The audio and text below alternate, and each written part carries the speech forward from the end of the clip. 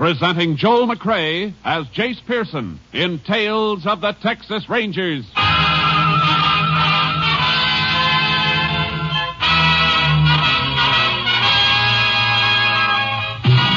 Tales of the Texas Rangers, authentic stories from their official files.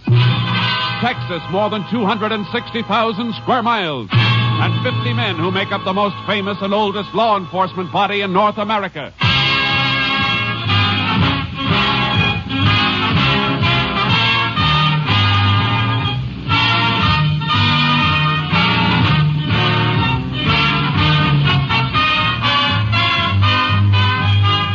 Now, from the files of the Texas Rangers come these stories based on fact. Only names, dates, and places are fictitious for obvious reasons. The events themselves are a matter of record.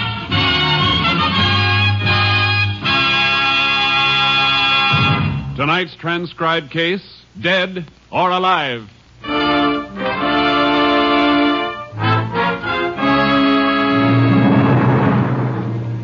At exactly 9:13 a.m. on Wednesday, April 16th, 1947, the French freighter Grand Camp, carrying a highly explosive cargo of ammonium nitrate fertilizer, blew up in the harbor at Texas City, Texas. It was the first in a chain of explosions as chemical plants, tin smelters, and oil refineries disappeared in blasts and flame. Shortly after 1 a.m. the next morning, the major chain reaction was set off. The explosions rocking the city of Galveston 10 miles across the bay, where excited crowds gathered in the streets watching the raging, flame-pierced sky. Extra! Texas City death toll, 300. Hundreds more missing. Scores of bodies unidentified. Paper, mister? Yeah, give me one. Here. Read about it. Unidentified dead toll still mounting. Where are the names, Vance? Where's the list of the dead? Well, they only got a few of them identified.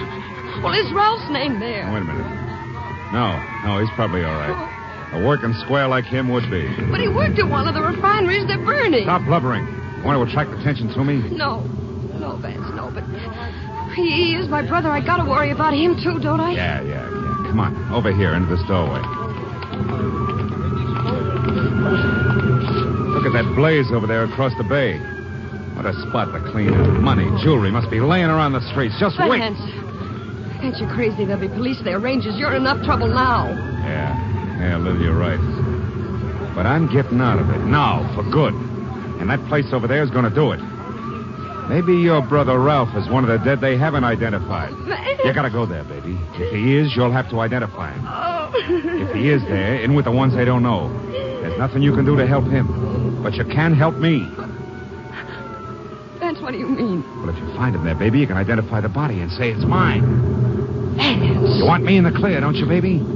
They won't be chasing after me if they think I'm dead, don't you see? But my own brother. What are you asking me to do? I'm asking you to do as you're told. If you want to walk out on me, go ahead. But if you don't, you're going to want me to keep on running for the rest of my life? Well, let them get me and send me to Huntsville for 10 to 20? Oh, I don't want anything to happen to you, Vance. You know that. Well, then show me, baby. Show me.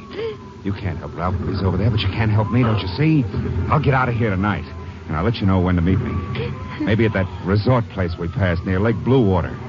We'll be free, baby. You and me. Free from there on. But how? What'll we do for money? That'll be taken care of, too. There's a safe in Landstone. I've been itching to get at it for a long time. One last box job, baby, and enough to see us through. Now go ahead right now. And remember, if you find your brother, he ain't Ralph Brenner. He's me, Vance Young. And come back, pack up, and stay put till you hear from me. From then on, it's gravy. Nobody ever arrests a dead man.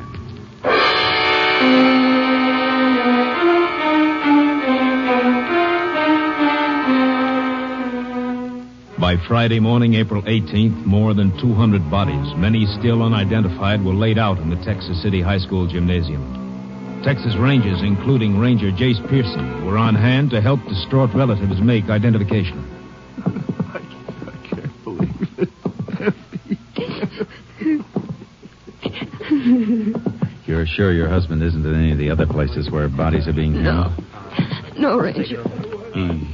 He may be all right. Lots of men have been so busy helping others, he may be one of those. Oh, if only he isn't here. Let's hope he isn't. The embalmers are still working on more bodies over at McGar's garage. It's the only place handy. Keep your hopes up, but don't hope too much for a while. Well, I'll be all right. Might as well start looking through this next row now. They're pretty bad cases. Recognize anything on this one? No.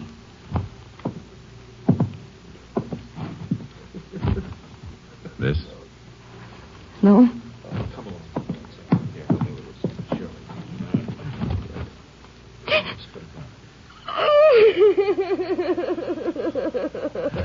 I'm sorry. I'm very sorry, ma'am. Are you sure? That ring on his finger. I gave it to him a long time ago. Yeah, I know. It isn't easy, but try and get a grip. I'm all right, Ranger. You better give me the name for the tag. His name is... Vance. My husband, Vance Young.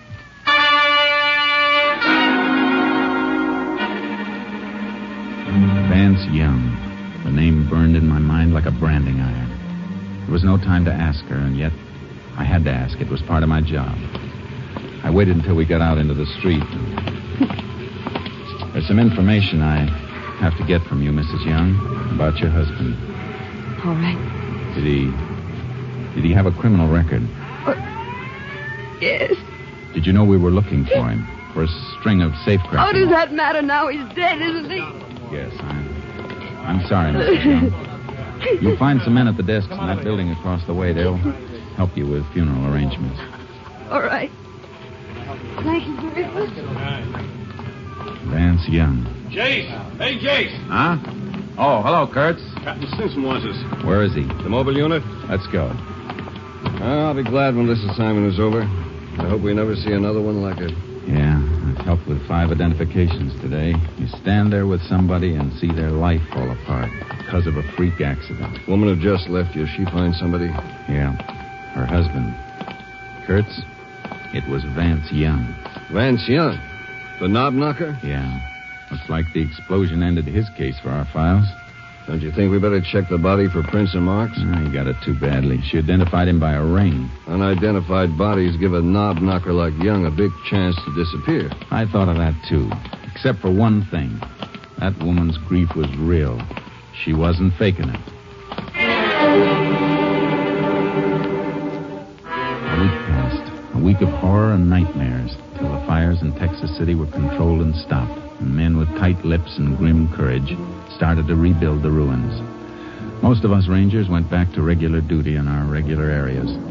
Then one day, while Bud Kurtz and I had just finished a routine job and were driving back to headquarters, a call came through via shortwave.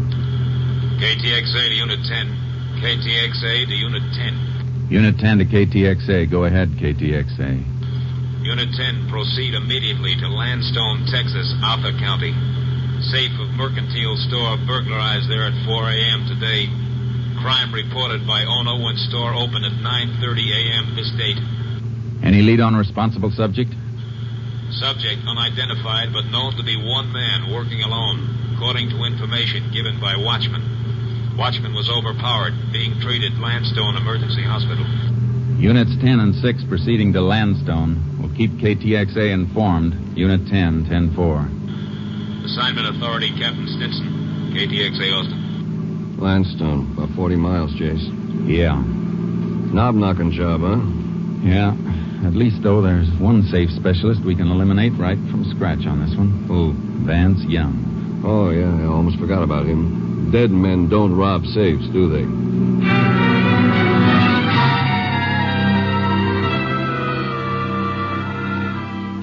We reached the Landstone Mercantile Store at 11:15, and Sheriff Joe Pastroni showed us through. These back rooms are used for storage. He came in through the back, went through that door over there to the general office. That's where the safe is. How'd he get into the building? Forced the watchman to let him in. Watchman patrols this whole area, door shaker. Has keys to get into all the stores if he sees anything that looks funny. Well, then he must have met the safecracker outside. Yeah, I guess so. Watchman was pretty dazed this morning. The doc is patching him up at the hospital. Deputy will drive him back here as soon as his head's fixed. Now, as you can see, been over everything for fingerprints. You find any? Sure, hundreds. They probably all belong to employees of the store. Best bet is to check the prints on the safe first. Already did that. Only 2 sets. Owner of the store and the bookkeeper. Well, that won't tell us anything, Jace, unless one of them robbed the store. It isn't likely. Better have a look at the safe now, Sheriff. Sure thing. Our last office back here. What make is the safe, Sheriff? It's Will's Atlas, new model. It's a tough box, Jace. Steel and wrought iron plates and more alarm wires than the marionette show. Yeah, but a good safe cracker could divert the alarm circuit without tripping it. Then the box is a cinch because he's got the wire holes to start working on. Here we are.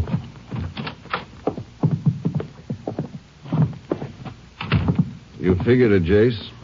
Backplate blown clean out. Yeah, and didn't even have to drill. Small nitro charges in the wire holes, and it was as good as having the combination. Here's where he jumped the alarm circuit. Neat hookup, all right. You take the pictures of all this, Sheriff? Yeah, I can pick up a set of my office if you like. Thanks. Oh, Winky. Howdy, Sheriff. Rangers. I've been waiting for you. This is a watchman. How's your head? Well, aspirin ain't gonna help it any, I'll tell you that. You gonna get the fella? We'll be able to answer that better when the fingerprints are checked. Fingerprints? He ain't gonna find any he left. He was wearing gloves. I figured, Jace. Yeah. Tell me, Winky, would you recognize the man if you saw him again? Could you pick out his picture? Yeah. If I had his picture took with a sack over his head, I could. That ain't likely. You mean his face was covered? Had a sack over his head, like I told you. Holes for the eyes. He ain't gonna catch him by no fingerprints or pictures. Maybe you ain't gonna catch him at all. Oh, I wouldn't say that, Winky. Sheriff, would you mind going down to your office for prints of the pictures of the scene here? I'd like them sent on to my headquarters for an MO check. Sure. Take care of it right away. What kind of check is an MO check, Ranger? It means modus operandi, Winky. All criminals have definite methods and habits. They're repeated on each job they do. Forms a pattern. Well, there's sure a pattern here, all right, Jace. Method of entry, where that circuit was jumped, sack mask, nitro charge in the wire holes. Yeah, and it fits 3 men. 3 safe crackers we've followed before. Yeah, there's Bert Larkin. He's still doing time in Folsom for a job he pulled on the coast. Yeah, and the other 2 are Jack Fontaine and Vance Young. Yeah, but Young is dead. That leaves us Fontaine. You mean you know who did it? Without nothing to tell you? There's plenty to tell us. The modus operandi can be almost as good as a fingerprint or a signature. I'll be winged. Maybe that fella's going to pay off for slugging me after all. And for hurting my arm when he grabbed me in the alley there. How'd he grab you? Show me. Go ahead, show me. On you? Well, let's see. He whipped my arm up behind me like this. Then he jabbed a thumb up behind my ear like this. Sure hurts, don't it? Sure does. Well, you can let go now. Judo.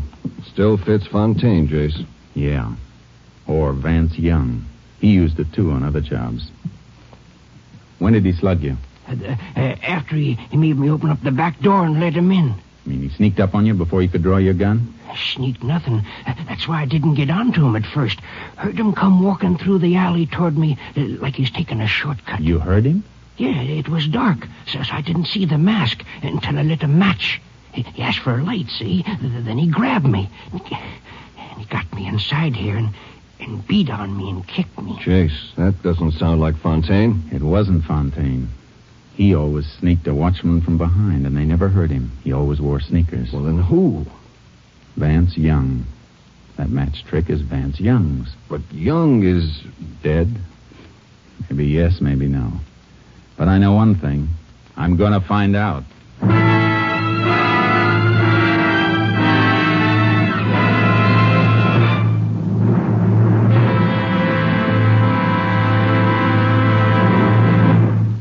You are listening to Tales of the Texas Rangers, starring Joel McRae as Ranger Jace Pearson. And now, we continue with tonight's case, Dead or Alive, an authentic story from the files of the Texas Rangers.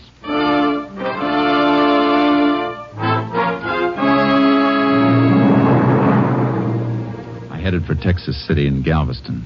Kurtz and I had no way to move until we knew for certain whether Vance Young was dead or alive. As we drove, I put through a request for headquarters to dig up some information. We were still on the road when KTXA came up with the answers. KTXA to Unit 10. KTXA to Unit 10. Unit 10 to KTXA. Go ahead, KTXA. Have information you requested. Woman who identified body of Vance Young in Texas City gave name as Lillian Young, residing at 410 Harbor Lane, Galveston. Deceased was wearing ring used in identification. Has subject Lillian Young claimed ring? No claim has been filed yet. Ring still being held at property claims in Texas City.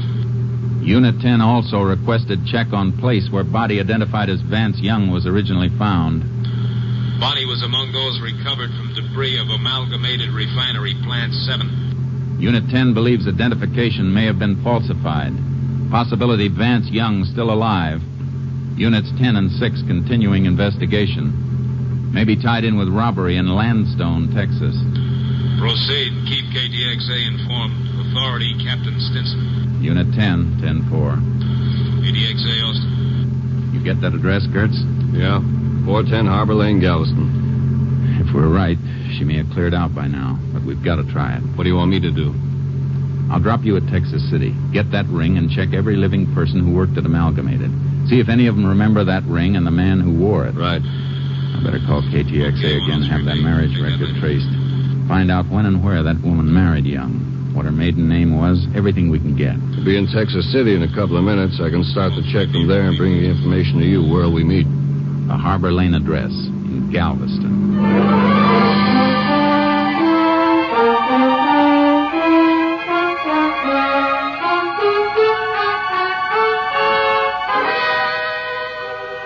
I found the rooming house Lillian and Vance Young had lived in, but I was too late.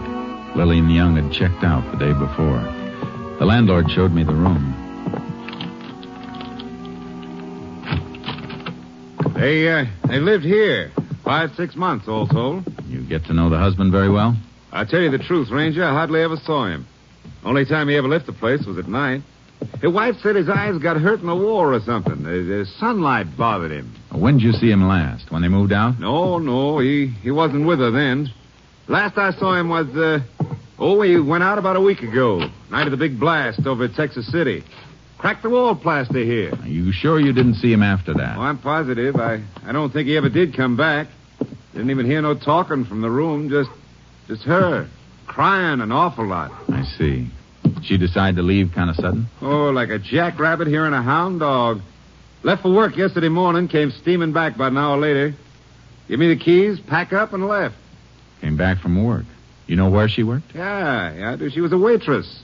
The Bayshore Diner. Bayshore Diner. Thanks.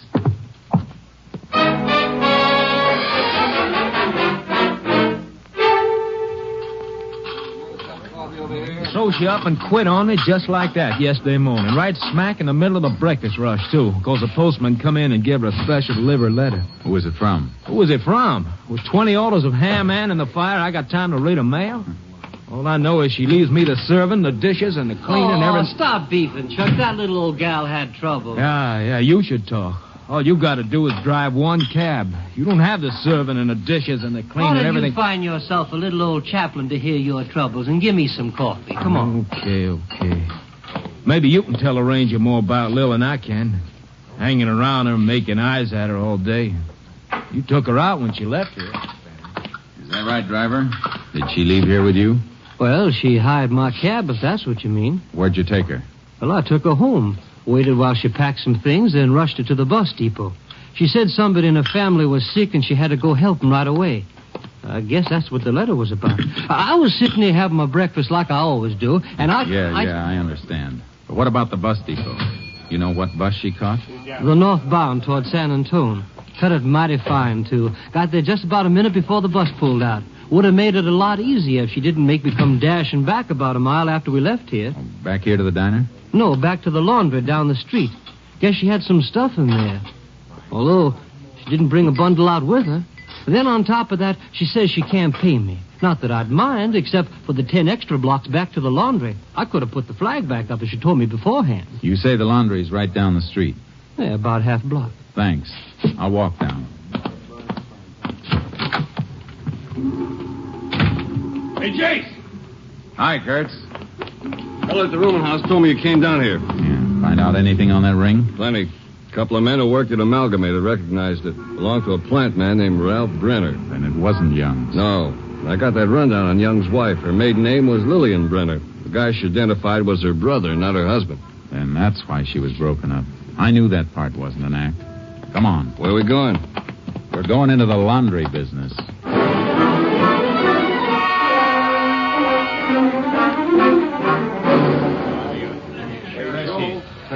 Yeah, she was real upset because the things wasn't ready, but you know how it was, Ranger. We was almost 10 days behind because of Texas City. They was even using our delivery trucks for emergency over there. Some of our men left the job to help out. Yeah, sure, but what did she leave here? Waitress uniforms? Oh, lands, no. Dinah up there has a regular uniform service. All she ever left here was men's shirts. Probably Vance's shirts, Jace. Yeah. Real good shirts, too, Ranger. The kind you don't have to starch at all. And real fancy colors, too. Dude wouldn't want to be found dead in some of them. Did she say she'd be back to pick them up? Oh, no. She asked me to send them to her, COD. Said she needed the money she had on her for traveling. Shirts like that, you'd think her and her man was living off the top of the hog, but... Sure, but did she give you an address? Oh, yeah, I got it right here in this book. Right here. She wrote it down herself. General delivery, Lake Bluewater. The shirts are ready now. I'm going to mail them out tonight when I leave. We'll save you the trouble. Wrap them up, and we'll deliver them for you.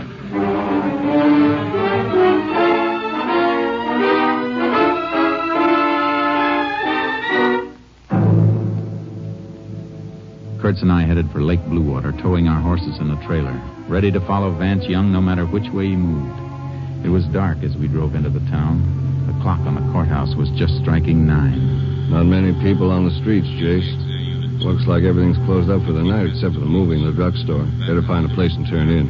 Yeah, I think we ought to drive out of town and camp someplace off the lakeshore. Walk the horses out for a while. I thought we were going to plant that laundry bundle at the post office in the morning. Watch for a pickup. We are. Well, why not pasture the horses at the edge of town? Find accommodations right here. If we stay in town overnight, it may start some talk. Talk drifts. We don't want to tip our hands. I guess you're right. Well, let's get out to the lake and find a campsite. Funny thing about Young's wife remembering his shirts. Guess it's force of habit for a woman. Strong thing, Habit. His safe-cracking habits told us he was still alive. And now maybe her habits are going to make him wish he was dead again.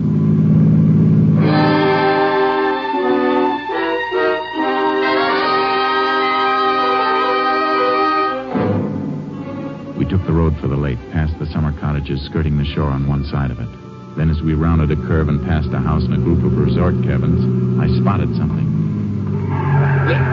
Hey, Jace, what's the matter? I saw something. Wait till I back up. Headlights picked it up as we came around this curve. There. Look at those. All I see is the back of a few cabins, some wash on the line. Look at those 2 shirts on the end of the line. Look like a couple of rainbows, even in this light. Hey. That's the kind of color scheme Vance Young goes in for. Shirts we have in the laundry bundle are just like those. Lights on in a few of the cabins. Yeah, I'm going to leave the car here while we have a look at those shirts. Horse trailer will make too much of a racket if we drive in. Yeah, no chance of being taken for tourists with that on the back. Better cut the motor and douse the headlights. Yeah. What was the laundry mark on those shirts we've got? 410 mark. That was the number of their house in Galveston. Come on. Let's see if we can find it on that line. And close the car doors easy. Right.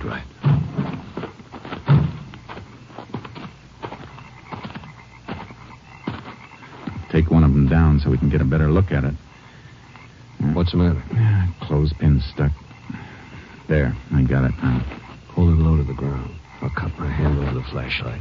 Good. There it is. 410. These belong to our boy, all right. Quite a few cabins, Jace. He's in one of them. That's all we have to know. Come on. Start with this end cabin and go right on down the line. We better be ready for anything. Here's the first stop. Dark, Jace. Yeah, you have to feel your way around. Doesn't seem to be anybody living here. This one's empty. Well, let's move on. All right, you. What? Hey, put that flash out before I fire. No. Oh, Rangers, I'll put it out. That's better. Who are you? Name's Ed Bullock. I own these cabins. Just walking back from the boat dock with a couple of guests.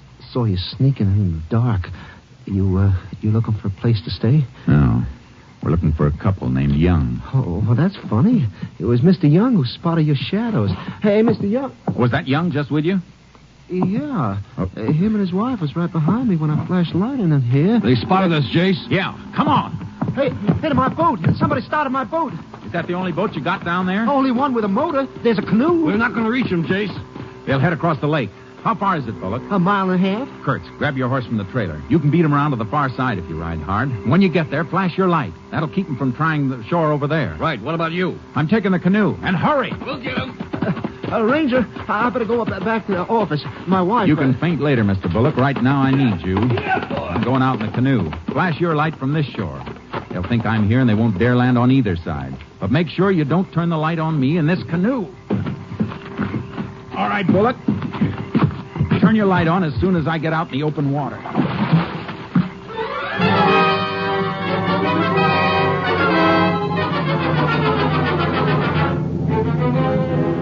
paddled the canoe toward the center of the lake. Kurtz beat the Youngs around to the opposite shore, and I could still hear their motor when I saw the beam of Kurt's light. The Youngs saw it, too. The beam wasn't strong enough to reach them. I heard the boat in a turn, and the motor came back toward me for a moment. Then it went dead on the dark water. What'd you stop the motor for, Vance? Shut up.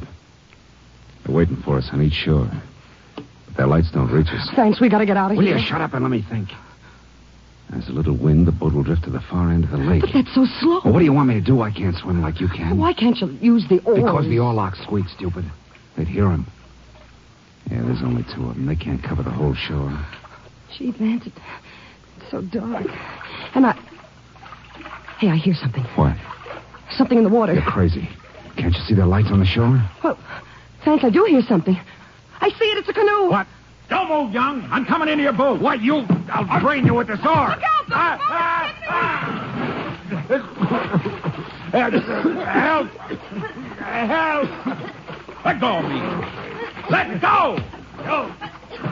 Hey, have you got him? He can't swim. Where he's going, it won't matter. Grab onto the canoe and kick for shore. I got a nice dry shirt waiting for him.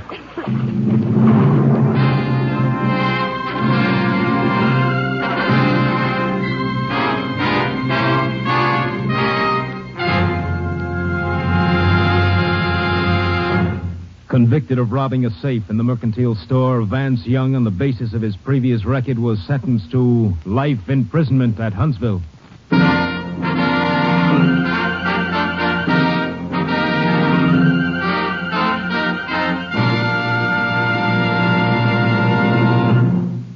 This is Joel McCrae. Many of our listeners, particularly in Texas, recall these cases we've been dramatizing, and some listeners have sent in questions about the Rangers. Yes, it's true. There are only 50 Texas Rangers. And to show you how busy these Rangers are, from 1946 to 1948, the Rangers handled nearly 17,000 cases. With Texas as big as it is, that means they cover about 4 times greater area per man than any other police officer in the world. Next week, we'll have another authentic story I believe you'll enjoy very much. Like the others, it's based on their official files, adding further glory to the Rangers. Hope you'll be listening. Good night. Next week, Joel McCrae in another authentic reenactment of a case from the files of the Texas Rangers. Joel McCrae is currently seen starring in the MGM production Stars in My Crown. This story was transcribed and adapted by Joel Murcott, and the program was produced and directed by Stacy Keach. This is Hal Gibney speaking. 3 chimes mean good times on NBC. Your Saturday hour of fun begins in 4 weeks. You'll hear Judy Canova and this young man.